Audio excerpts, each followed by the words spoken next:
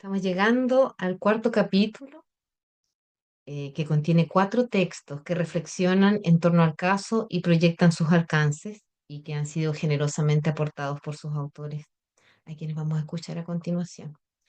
Como vamos respetando el orden de presentación en el libro, en primer lugar le vamos a dar la palabra al doctor Sergio Sánchez Bustos, médico salubrista, especialista en política de drogas y medicina canábica, actualmente asesor del Ministerio de Salud para los procesos de regulación de las terapias asistidas con psicodélicos, y quien además fue perito en el juicio en contra del doctor Milton Flores en el año 2013.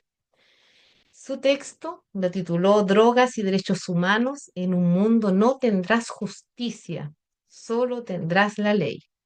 Resulta desde su título muy provocador. Escuchemos a su autor. Muy buenas tardes, Sergio, y muchísimas gracias por todo. Hola, hola. Bueno, que es un placer tremendo para mí poder compartir este momento con tanta gente bonita, con tanta gente que hemos tenido un trabajo largo, un trabajo hermoso, con, con altos y bajos, pero que yo creo que ha sido muy valioso. Eh, Creo que lo más importante es recordar a Milton en este minuto. Eh, Me acuerdo de cuando lo conocí, me acuerdo de que lo fui a ver ahí a Águila Sur y tuvimos muchas conversaciones muy interesantes. Sabía mucho de todas estas materias, Milton, y además ejercía un rol muy activo ahí me mostró sus fogones, me llevó a caminar para allá, para el cerro, me mostró unos árboles que tenía. Bueno, vimos sus plantas sagradas también. Muy interesante persona y muy valiente también. Y por esa razón, digamos, bueno, yo en ese tiempo, en ese minuto, estaba trabajando en el colegio médico este mismo tema y el tema de la cannabis desde el punto de vista, digamos, medicinal. Habían unos pacientes que estaban con unos estatus epilépticos y pidieron apoyo al colegio médico. Y el colegio médico les entregó unas cartas de patrocinio que permitieron que en el fondo la presidencia de la República le solicitara al Instituto de Salud Pública la autorización para el ingreso de las primeras partidas de estos remedios canábicos que en ese minuto era la forma que se nos abrió y que se nos permitió, digamos, por parte de la regulación y las leyes. Y por eso que escribí ese texto, que en el fondo ahí se los dejo, está basado en una supuesta cita de Franz Kafka, ¿no es cierto? Que Kafka, ustedes saben que en ese libro El Proceso, y bueno, y tiene muchos otros libros también, tiene ese cuento Ante la Ley, que al final las puertas de la ley nunca le permiten el ingreso hasta el final. Y, y tiene el sentido de distinguir, digamos, la naturaleza sagrada del acto que yo estimé en ese minuto, y de así lo creo hasta el día de hoy, que en el fondo Milton pone a disposición de todo el resto su caso, su propio camino, digamos, sus propios problemas ahí. Lo pone a disposición nuestro porque yo creo que él se daba cuenta de que esto podía catalizar cambios en todos nosotros. Y esa fue la sintonía que nosotros establecimos desde el primer minuto. Yo me di cuenta también porque, digamos, era un personaje notable que tenía mucha convicción y la diferencia que yo establezco ahí en ese, sí, guiado, digamos, de la mano de Kafka, es entre ley y justicia. Es que justicia sería como la parte sagrada, ¿no es cierto? La parte inasequible, la parte a la que realmente nunca vamos a poder llegar en vida, ¿no es cierto? Como que la inasibilidad de la justicia. Pero sí tenemos la ley que es como la materialización por escrito de toda la experiencia humana acumulada, digamos. Entonces, usando la ley bien a nuestro favor, como decía él, la correcta interpretación de la ley, ¿no es cierto? Fueron finalmente los jueces capaces de darse cuenta de que no existía problema, no había ningún delito contra el bien jurídico protegido, que era la salud pública, Y así finalmente se establece, digamos, que no hay delito en lo que está haciendo Milton en ese minuto, pese a que, como ustedes bien señalaron, el fallo quedó como offside en las cortes porque de todas maneras fue sentenciado y esa es la lucha que hay que dar ahora por de alguna manera resarcir su buen nombre, ¿no? Eh, y bueno, y queda claro cuando uno estudia el fenómeno de las políticas de drogas que son políticas que están mal hechas, como decía recién Jennifer, ¿no? Como yo creí entenderlo, ¿no? Porque finalmente como que está todo hecho para que salga mal en algún punto y que la persona que está consumiendo drogas tenga que pagar los platos rotos. Es notable las diferencias regulatorias, por ejemplo, que existen entre alcohol, tabaco y las que son llamadas drogas ilegales, marihuana, el opio y la hoja de coca. Sin embargo, yo creo que sintonizamos también con mucha otra gente de distintas partes del mundo que está observando estos mismos cambios a todo nivel. Por ejemplo, el año pasado en la conferencia de las Naciones Unidas que todos los años se reúnen, eh, en Viena, el alto comisionado de los derechos humanos hizo un llamado para que los países empezaran a utilizar el término reducción de daño, que yo creo que Milton fue uno de los pioneros en este tema en Chile desde sus tiempos en el consultorio de la Reina, y también el gobierno norteamericano hizo un llamado a que todos los países apoyaran a Estados Unidos porque Estados Unidos estaba dando un giro en la política de droga hacia un modelo de reducción de daño. Y por eso que por ahí este año hubo un encuentro de reducción de daños en el Senda, el organismo estatal chileno, que fue medio secreto, medio conocido, que al final fue en el Diego Portales, que no pudimos acceder porque no lo transmitieron por Zoom ni tampoco llegaron invitaciones, pero ya el gobierno chileno está viendo el tema, digamos, lo cual es un paso adelante. Así que nada, bueno, yo quería comentar eso, saludar a todos y todos los amigos ahí que están en el Zoom y decirles que estoy muy contento de que me hayan considerado porque fue una cosa muy notable, yo creo, lo que logramos hacer. Así que sin más, un abrazo grande para todos y todas y yo les cedo la palabra a los anfitriones. Muchas gracias, Sergio. Eh, Así ha sido, los logros han sido maravillosos y en este minuto queda dar este último empuje también para honrar todo el trabajo que se logró a través de él y que hoy día es necesario el reconocimiento de su inocencia.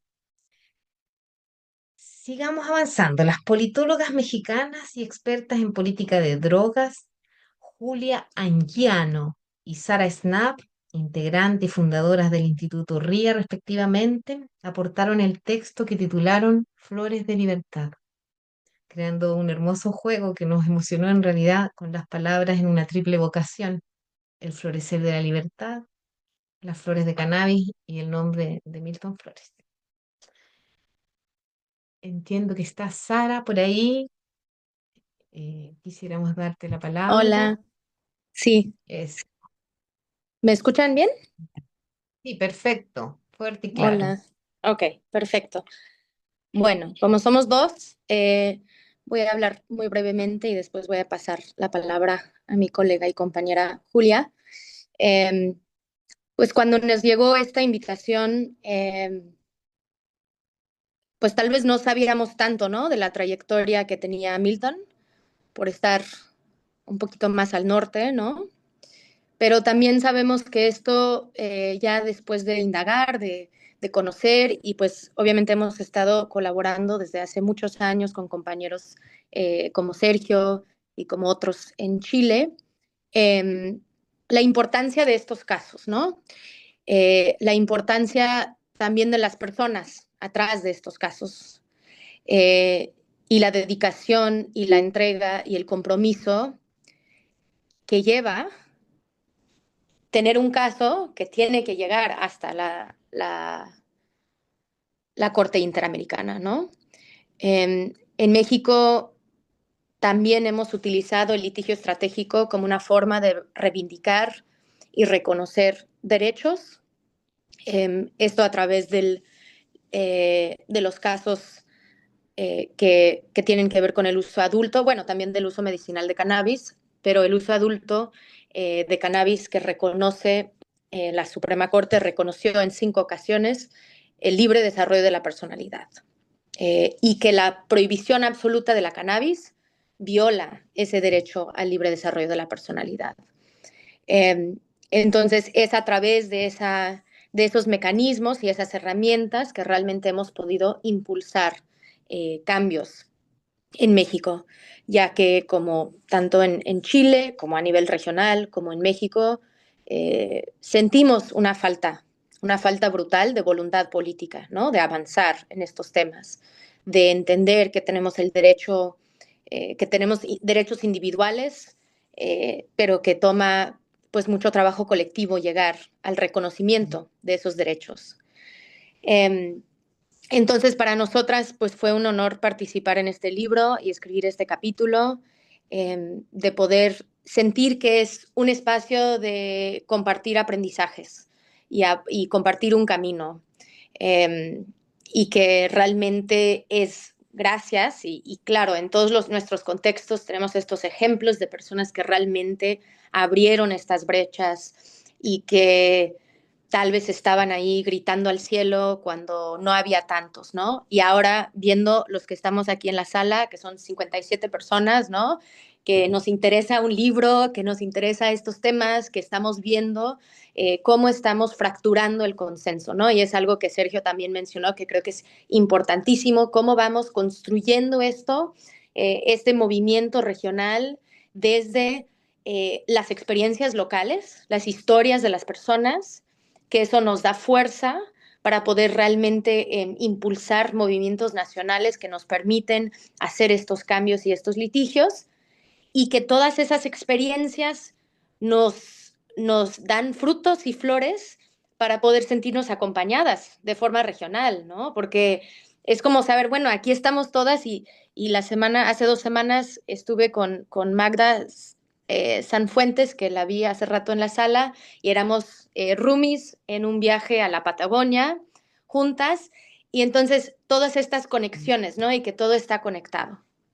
Y eso nos ayuda y nos da, pues, los insumos para poder ir a discutir y negociar y defendernos frente a los espacios multilaterales, ¿no?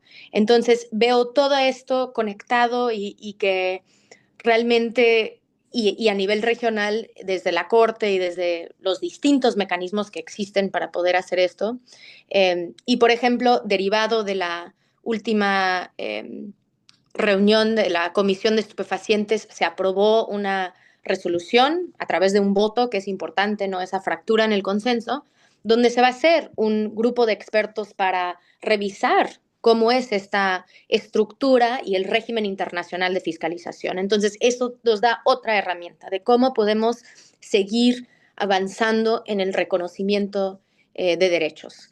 Entonces, pues yo nada más celebro que este libro existe. Estoy de viaje, entonces no lo tengo, pero lo tengo ahí en mi escritorio ahorita. Eh, y pues que existe estos esfuerzos porque también es la documentación de una lucha, ¿no? Es la documentación de todo lo que se ha aprendido, compartido y lo que queremos dejar como evidencia que también nos puede inspirar para el futuro. Y paso la palabra a mi compañera Julia. Muchas gracias de nuevo por la invitación. Gracias, Sara. Adelante, Julia. Gracias. Y buenas tardes y noches a todas, todos y todes. Yo también primero, antes agradecer la oportunidad de estar aquí para hablar sobre un libro tan profundamente significativo. Pues este libro documenta la trayectoria de vida y de trabajo del doctor Milton Flores de una manera muy bonita. Es además muy lindo que nos hayan hecho llegar las copias impresas. Es una narrativa muy esencial sobre su proyecto de vida, que además pues está reforzada de alguna manera con evidencia que es, no sé si tangible, pero pues que está explicada o que está documentada con estos códigos QRs que se pueden escanear además. Em, Pues es un libro con una historia muy poderosa que es un testimonio de valentía. Eh, el doctor constituyó la plata de cannabis como un recurso profesional, pero eventualmente, pues a partir de su propia criminalización, encontró una oportunidad para la incidencia legal y práctica de los derechos humanos, pues a un nivel universal. Y es muy bonito que todo lo que enfrentó lo tomó y lo transformó como un empuje por la justicia. Yo creo que este libro es la evidencia de esa vida y pues también documenta así la arbitrariedad del proceso penal que enfrentó, ¿no? El sufrimiento añadido que el Estado infringió durante todo el proceso, en general el clima de discriminación institucional y que es un clima que tiene que ser interrumpido a nivel global por razones humanitarias. Eh, pues cuando una lee el libro se queda con la sensación de que no es justo que este tipo de supuestos delitos sean la preocupación de nuestros sistemas penales y no es justo que en esto se invierta el dinero público. El sistema, el estigma social hacia quienes se relacionan con sustancias psicoactivas, ya sea por motivos personales, espirituales o de trabajo, que además es una categoría en la que muchas de nosotros seguramente nos podríamos encontrar. Es muy grave y es desproporcionadamente dañino. Mm, la carga de desprestigio por usar plantas como la cannabis es muy fuerte y seguramente es un temor compartido que colectivamente deseamos terminar. Mis páginas favoritas son de la 59 a la 61, que es el relato del daño causado que escribió el doctor Milton Flores. Me parece que es muy conmovedor, pero sobre todo me parece muy fuerte porque te llena de mucha rabia y de mucha indignación. Y es muy bello y es muy triste que exista un texto así en donde él cuente cómo se siente ante cada respuesta del sistema penal, porque de eso en realidad se tratan las 3 páginas que hay aquí. Y da mucho sentido al hecho de que el reconocimiento de su inocencia sea también el último deseo. Entonces, pues creo que hacer realidad esa petición es lo mínimo que debe hacerse. Por eso es que elegimos que nuestro capítulo se llamara Flores de Libertad. Y pues en ese capítulo hablamos acerca de los daños de la penalización de la cannabis, pero específicamente en el caso mexicano. Pues sí mencionamos que estos daños en realidad se extienden a otras plantas y sustancias psicoactivas, pero hablamos también sobre la necesidad de hacer esfuerzos regionales, como comentaba Sara, para incidir en en las ejecuciones de las leyes. Em, pues contamos que en México hay años en los que, por ejemplo, la criminalización de poseer sustancias ilegalizadas puede llegar a ser pues la principal razón de imputación de delitos en personas jóvenes. Expandimos esta reflexión, por ejemplo, a lo problemático que es la posesión de sustancias en nuestra labor como reductoras de riesgos y daños también. Pues con el servicio de salud comunitario que prestamos en la Ciudad de México, llamado Checa tu Sustancia, confirmamos todo el tiempo que muchas personas usuarias de sustancias en general cargan con estigmas internalizados sobre sus consumos y esto les impide o por lo menos pues complica cuál es la relación que tienen las personas con las autoridades de salud, con sus familias, con el mundo en general. Y pues también confirmamos que el aislamiento y el ocultamiento de los consumos en realidad son más peligrosos que los propios consumos de las sustancias. Entonces, pues a nuestra manera de verlo, la prohibición más allá de servir está operando para aislar a las personas que consumen sin tocar pues las cadenas de producción que explotan pues la producción de estas sustancias.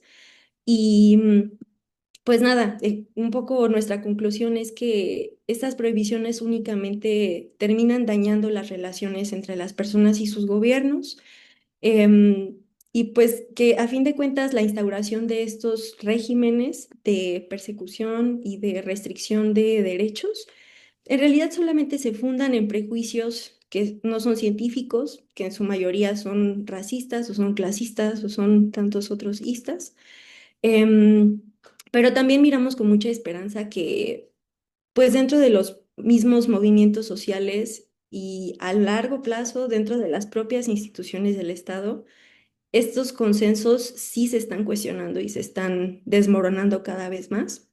Em, Esperamos también que en un futuro cercano las políticas dirigidas al uso de esta planta sean, pues, finalmente de carácter sanitario y no penal, porque reconocemos que los daños que estos regímenes traen a los países son profundamente innecesarios.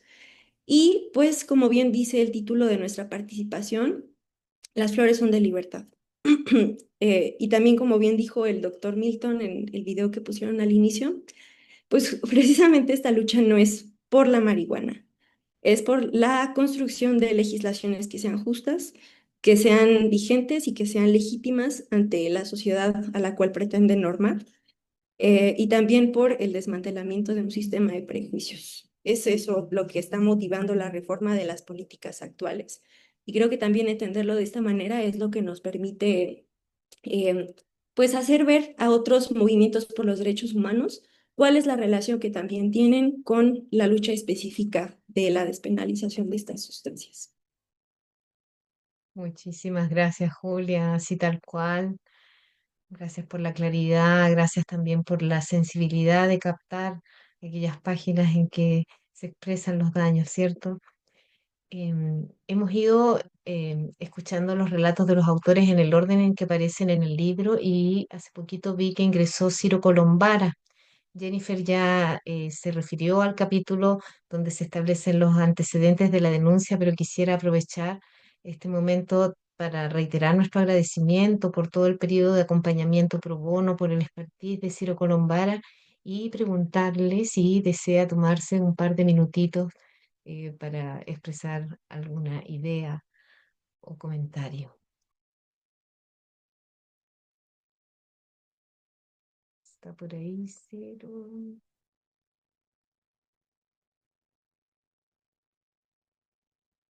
No lo veo en este momento. Bueno, seguimos a ver si después tenemos la oportunidad de escucharle. En el capítulo 4 también, tal como ha salido mencionado en varias oportunidades, este ajuste que es necesario realizar en los estados hacia el respeto de nuestros espacios de libertad y de soberanía requiere también ajustes y trascender la ignorancia que se tiene de la noción esencial del ser humano en las políticas públicas. Durante todo el periodo que estuvimos enfrentando situaciones judiciales y realizar múltiples acciones, entre ellas una serie de sesiones que se llamaban Conciencia para el Desarrollo Humano en las Políticas Públicas, realizadas en el Senado, en Santiago principalmente.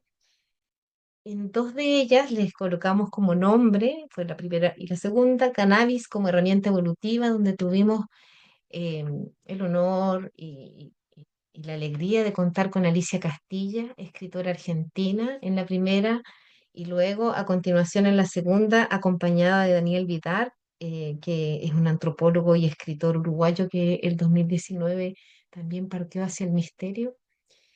Eh, Alicia muy gentilmente nos cedió un capítulo, un texto que se llama La marihuana y el género humano, una fraternidad milenaria, escrita por Daniel Vidar, que también forma parte del libro Marihuana, la flor del cáñamo, un alegato contra el poder, publicado en el 2014, y que gentilmente Alicia ha facilitado para este libro Sin esencia no hay justicia.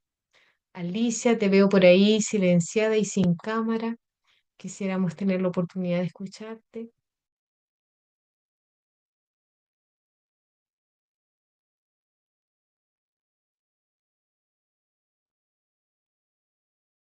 ¿Estás por ahí, Alicia, Activar querida? audio. ¿Ahora me ¡Ahí escuchas? el audio! Sí, escuchamos fuerte y Bueno, claro, Alicia. Gracias. qué bueno, un avance. Bueno, antes que nada, muchas gracias por poder participar de este momento, por esta maravillosa conjunción que habéis organizado. Y quiero hacer una confesión antes de ahondar. tuve la oportunidad, bueno, nosotras nos conocimos en 2013, ¿verdad? Y en 2012 todavía. Retorné a Chile en 2013 con Daniel y no, creo que fue una oportunidad que yo volví sin Daniel en un encuentro en el Senado, justamente en ese que tú mencionas, donde conocí a Milton. Te había conocido a ti y a Paulina, y Milton me propuso en ese momento que nos juntásemos en esta aventura, en esta utopía, digamos, de llevar la cuestión a la Comisión Interamericana de Derechos Humanos. Alicia, Me no te deslumbró estamos la viendo propuesta, por si sí, acaso. No sé si puedes abrir tu cámara, si no, te escuchamos muy claro en todo caso. Solo decirte, perdón la no interrupción. entiendo cómo llego a abrir Hay la una... cámara, intenté de todo, De a ver, acuerdo, adelante entonces. a- Dis- bueno, Disculpada. imagínense cómo se, la imagen. Este, en ese momento confieso que me deslumbró la propuesta y al mismo tiempo me pareció una utopía. En mi caso había generado un escándalo en la sociedad uruguaya y es lo que había generado también la discusión que después se transformó en la ley. Y yo estaba muy envuelta en esa cosa tan material de la ley, de los alcances, y de alguna manera muy dolorida porque veía que todo se llevaba al plano de la economía y de la política y que esta dimensión no estaba en absoluto considerada.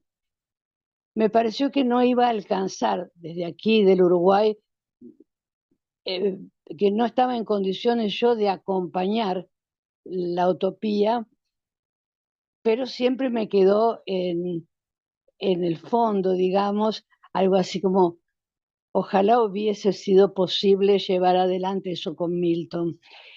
Y bueno, el tiempo avanzó, la ley se construyó aquí en el Uruguay sin esa dimensión, lo que generó muchísimas carencias, muchísimos abusos en el plano político, económico y muchísimas víctimas también.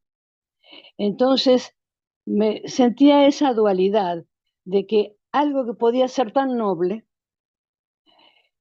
se manoseaba tanto al mantenerlo en el plano de la economía, de las cantidades que se podía fumar, del tamaño de las condenas en caso de que la ley no se cumpliese.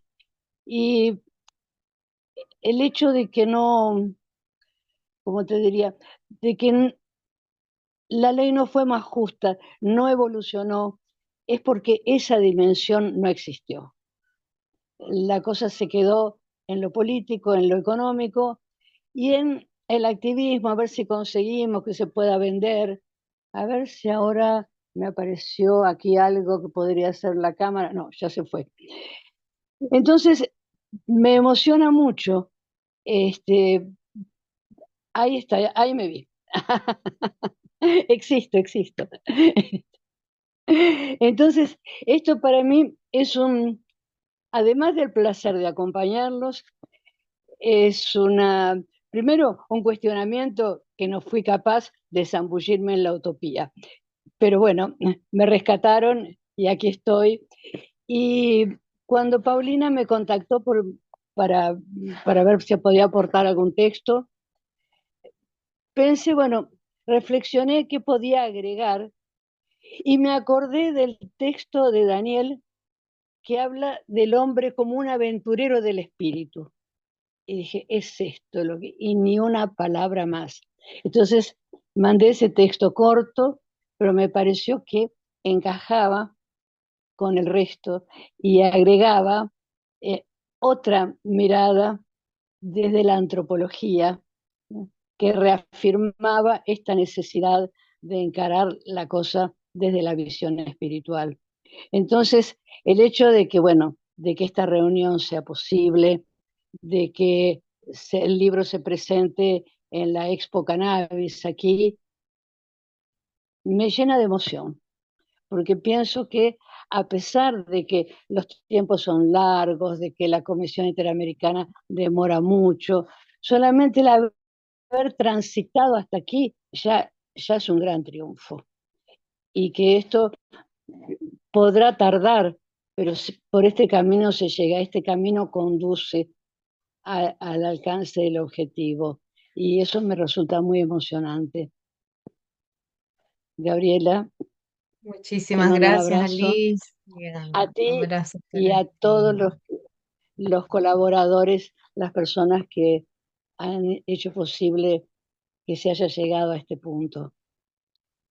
Agradecemos la pertinencia, Alicia, de haber escogido ese texto tan importante, relevar lo más trascendente que hay detrás de todo este proceso, este trabajo que se ha realizado que tiene que ver con reconocer la dimensión espiritual del humano para atenderlo en esa dimensión integral en cualquier política pública.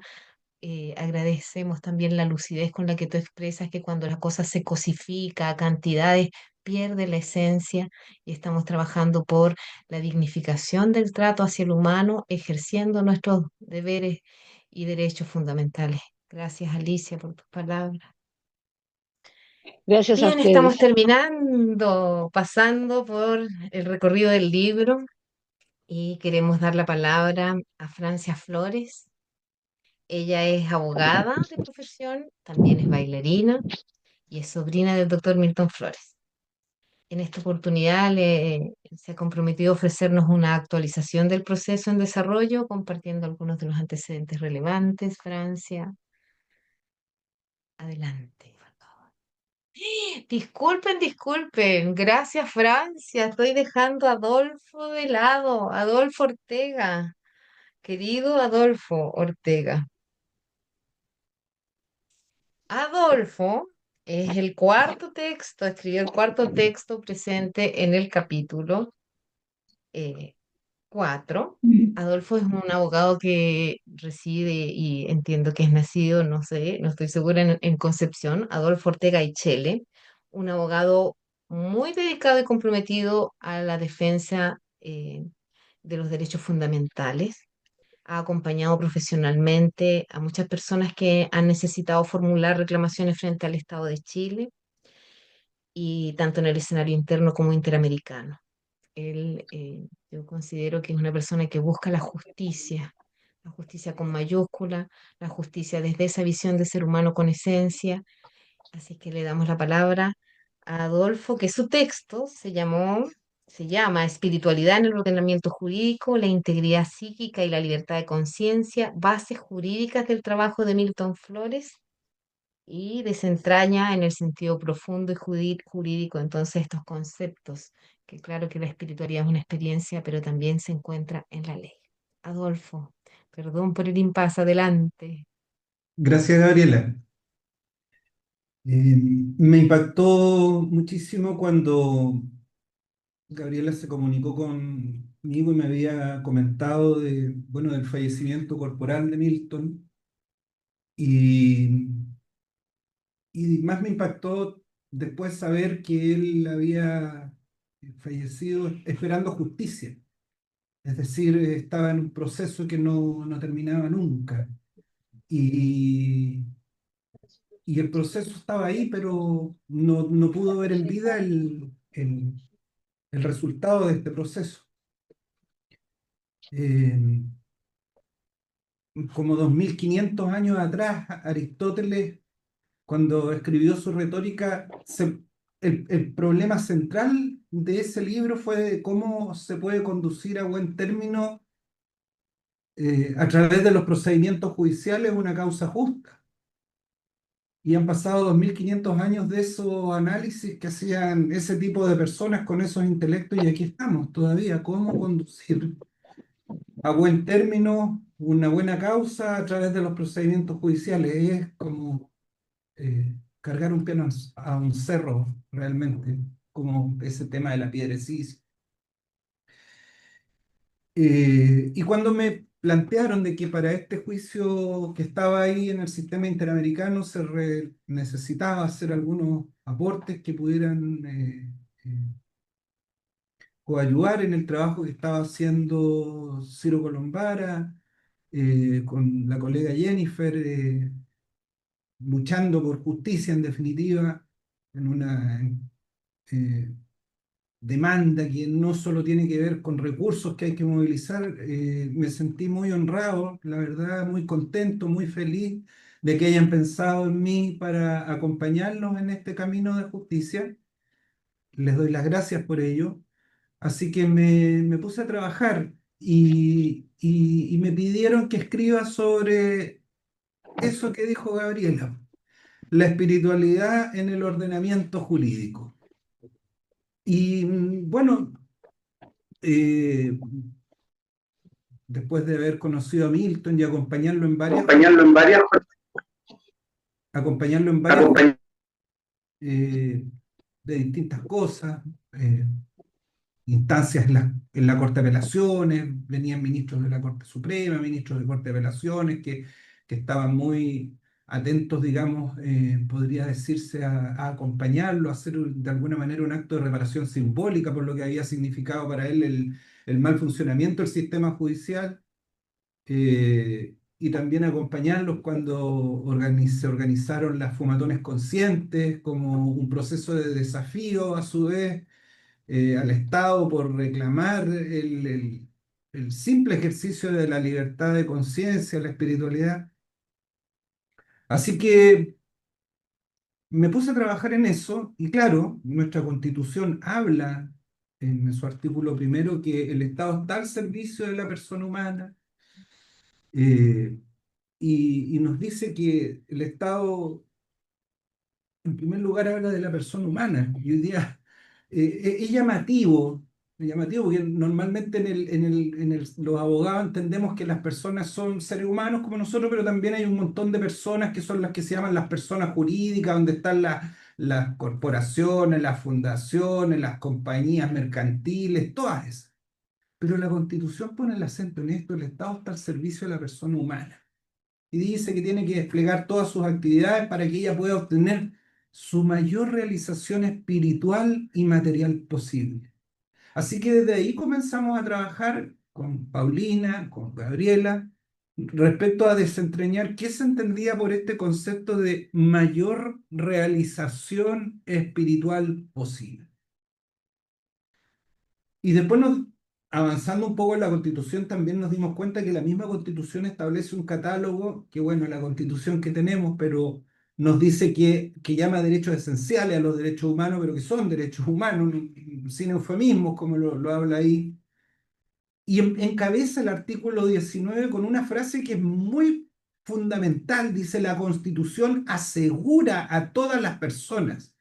Y ese acto de asegurar no es simplemente un planteamiento programático de la Constitución asegura. ¿Y qué nos dice la primera norma de ese artículo 19? La integridad psíquica. Entonces, eso nos permite trabajar relacionando la integridad psíquica con el mayor realización espiritual posible, y luego dentro del catálogo de derechos humanos está también la libertad de conciencia.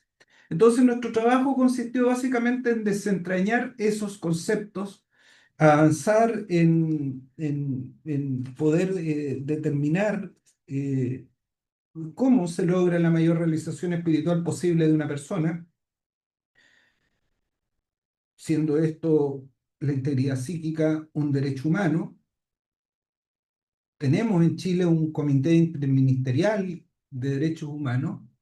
Entonces, hoy día, por lo menos, de acuerdo con las herramientas legales y a modo de conclusión, para ir avanzando y dejar que puedan hablar los que vienen, los demás también interlocutores que hay, es que es exigible al Estado. Hay, creo que se pueden diseñar acciones judiciales destinadas a exigir que el Estado efectivamente y dentro de su obligación de servicio lleve adelante acciones que permitan a las personas su mayor realización espiritual posible. ¿Por qué? Porque forma parte de esto de su integridad psíquica y de su libertad de conciencia. Y dentro de los procesos de expansión de conciencia que cada uno con la autonomía que tiene, como decía Milton, la soberanía personal puede desplegar. Así que es muy interesante explorar esto. Yo creo que Milton, en este sentido, yo lo escuchaba hablar de estas cosas, así que tuve que evocar bastante lo que hablé con él en los momentos en que nos reunimos por ahí en la oficina y más algunas otras cosas que escribió. Así que básicamente señalar esos conceptos que están plasmados en la Constitución, que son conceptos normativos, que dentro de lo que los abogados llamamos la pirámide de Kelsen, que es la Constitución, que goza de la supremacía material y formal, que se yo, de todo el ordenamiento jurídico, esto se irradia a todo el ordenamiento.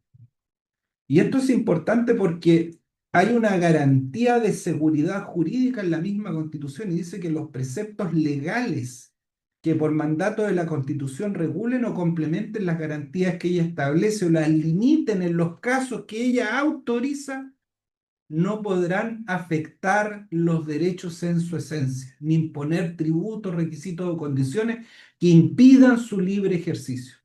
Entonces, esto es importante, yo creo que hay un área jurídica en este sentido que puede abrirse con mucho éxito y que tiene que ver con cómo exigirnos nosotros, las personas humanas, al Estado que se nos permita lograr nuestra mayor realización espiritual posible.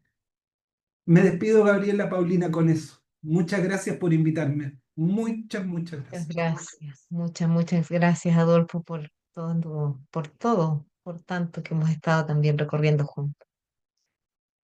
Ahora sí, Francia, ya te había presentado, sobrina, abogada y bailarina. Todo tuyo, el micrófono. Hola a todos, muchas gracias por estar aquí. Estoy muy contenta de llegar a este momento donde estamos compartiendo los que trabajamos en el libro con otros que ya lo tienen, con aquellos que aún no, pero que seguramente lo quieren encargar. Y bueno, a mí me tocó personalmente el proceso de sumergirme en un océano de escritos, los pensamientos en papel de mi tío, que más de alguna vez me tocó estar ahí tipeando de su manuscrito, él dictándome, yo ahí tipeando estas mismas cosas que después me tocó leer y tantas cosas que también aparecen en esos escritos que fueron sus lecciones en lo doméstico, lo personal, lo íntimo. En ese sentido, un maestro de la profundidad, con la severidad necesaria para poder calar profundo y cortar las cabezas también de las mañas de cada uno, con una dulzura que para mí por lo menos ha sido imposible de encontrar en otro ser humano, esa dualidad, ¿no? Y contarles que, bueno, que ese proceso de leer estos escritos y encontrarle una lógica, agruparlos en las garantías constitucionales que fueron vulneradas, violentadas o conculcadas, fue muy enriquecedor yo como abogado, por supuesto, pero también de descubrir que yo veo en los escritos de él de fines de los 80 que era un mapa de lo que iba a pasar, él no lo sabía, pero estaba todo muy dibujado. El entendimiento que él tenía respecto del Estado y su funcionamiento, de la labor del médico, del psiquiatra sobre todo, que tiene que ser con muchísima responsabilidad. Ya sabemos que no basta con una carrera, sino que tiene que haber una necesidad y una búsqueda personal, seria, con disciplina, para poder realmente acompañar a los seres humanos que están sufriendo y también los que están en sus momentos de evolución, porque también se acompaña el crecimiento, no solamente se acompaña en los momentos críticos de desazón, sino que también es importante saber acompañarse en los momentos de éxtasis, cómo pasar por esos momentos de placer también dignamente, no solo en el sufrimiento, buscar esa entereza. Y bueno, dentro del trabajo posterior, ya habiendo completado esta joyita, esta síntesis de los escritos y el caso de mi tío, también y para acompañar la causa, así como estaba el libro, como contaba Jenny, también se solicitaron unas audiencias temáticas a la Comisión Interamericana. Y eso estaba muy interesante porque nos obligó con el equipo a vincularnos con otras partes del continente, con Argentina, hablamos con México, con Costa Rica, eh, y fuimos encontrando estos aliados para sumarnos todos desde lo transparente que era comunicar que era para hablar no de la sustancia, era para hablar del ser humano, del espíritu y por lo tanto de esta soberanía que es un límite para los estados. Así es justamente la Comisión y la Corte que tienen esta competencia supraestatal, por decirlo de alguna manera, justamente la soberanía de cada persona que nace desde la dignidad y que eso está radicado en el espíritu, donde habita la igualdad, la libertad y todo aquello, es trascendental, es transnacional, eh, en todo el universo existe, y en todo el universo existimos nosotros y nuestra dignidad y por lo tanto esta soberanía y este límite, donde sea que nosotros estemos, justamente esa es la barrera o la membrana con la que nos relacionamos con los estados y con cualquier autoridad exterior. Y de eso se trata. De eso se trata justamente. Y seguimos haciendo solicitudes y seguiremos trabajando. Todavía tenemos muchas iniciativas más para acompañar esta causa que tiene por objeto, igual que el libro, socializarla. También, como contaba Alicia, vamos a estar la primera semana de diciembre en la Expo Canais Uruguay haciendo la presentación internacional de este libro para compartir justamente esto que está ocurriendo y también conocer más cómo está la cosa allá en Uruguay. Va a ser muy interesante porque en su momento el activismo en Chile estaba muy, muy prendido también con lo que estaba pasando en Uruguay y ahora ya vamos a poder ver y conocer de primera mano los resultados de esta forma, este experimento de regulación que por supuesto tenemos muy claro desde ya que tiene muchas carencias porque justamente no se consideró este elemento tan fundamental de todo el sistema que es primero que nada la dignidad del ser humano que está en el espíritu. Y también me gustaría contarles que el libro, y por lo que hoy día estamos reunidos, no solamente nos pueden pedir a nosotros en la edición especial y limitada, aquella está, que va a aparecer ahí en el chat la forma de pedirlo, sino que también está disponible desde ya en Amazon en su formato impreso y formato digital para pedir desde cualquier parte del planeta, recomendado con Amazon Prime porque sale muchísimo más barato. Y bueno, eso, contarles que ya está disponible, pueden tenerlo en su teléfono, pueden pedirlo, yo les recomiendo, esta es mi versión favorita. Y para que puedan compartir la idea y irradiar este conocimiento, porque efectivamente ya es un documento. Es un documento y puede ser citado, puede ser fuente de estudio, de información, y es una experiencia también, justamente como decía Julia, que no fue menor la discusión entre el grupo de editoras si incluíamos los QR, porque si se dieron cuenta los que los tienen, están leyendo, se habla de algún evento, por ejemplo, el viaje de mi tío con mi padre a Mapea en la selva amazónica, y hay un QR donde aparece justamente un video de ellos ahí fardándose en tremenda ceremonia y pueden acceder instantáneamente a esa información que a mí me parece fenomenal esa tecnología aplicada. Así que bueno. Eso, estoy muy contenta, satisfecha, feliz de verlos a todos y mucho amor y que esto se siga regando y que sirva a muchas personas más, porque en eso sí seguimos trabajando, recibiendo y apoyando, acompañando a personas que sufren esta misma vulneración por parte del Estado, ya no solamente chilenos, sino que gente de todas las nacionalidades en todas partes. Y esta información les sirve a todos, porque justamente tiene que ver con la persona independiente de donde se encuentre en el planeta. Eso. En los tiempos presentes en que la dignidad es un tema que se cruza en todo ámbito, ¿cierto? Pues la dignidad reside en esa condición esencial humana y eso en realidad siempre ha sido la inspiración primera, aportar a que nosotros como humanidad vayamos evolucionando en nuestra cultura para el reconocimiento de todas las dimensiones de este ser humano integral que somos.